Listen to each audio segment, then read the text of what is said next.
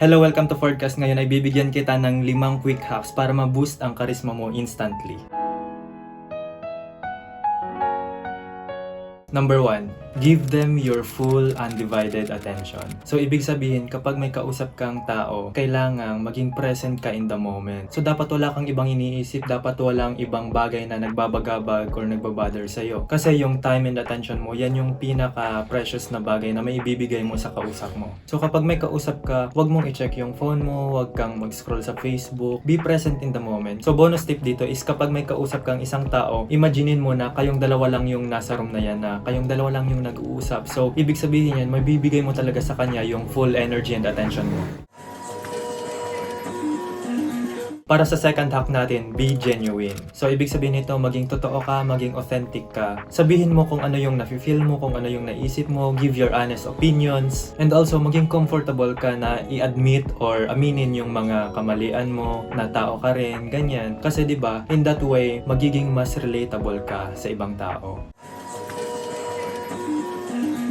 So, para sa hack number 3 natin, choose your words wisely. So, no one wants to hang out with people na masyado negative yung mga sinasabi, puro criticism, puro reklamo, ganyan. So, di ba mas maganda tsaka mas recharging makipag-hang out sa mga tao na positive yung mga words na sinasabi nila, tapos positive yung energy na ini-emit nila, kumpara dun sa mga tao na parang halos puros negativities, na parang pati tayo na di-drain din. Kasi di ba, energy is contagious. So, you can be the source of positive energy for other people. Para sa pang-apat natin na hack is choose your body language.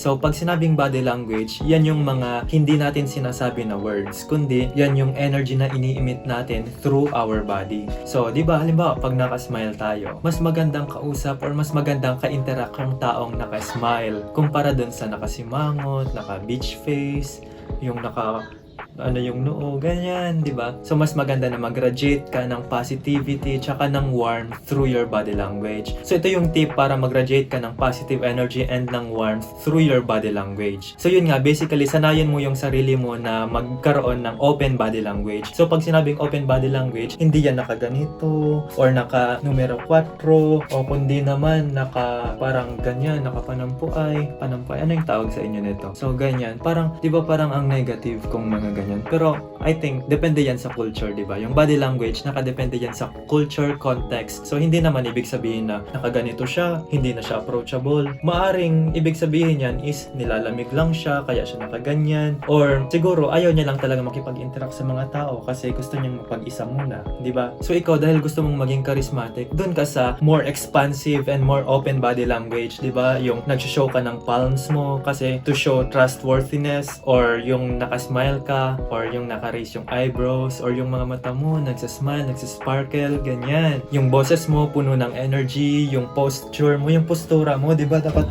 naka-straight body para mas malakas yung dating.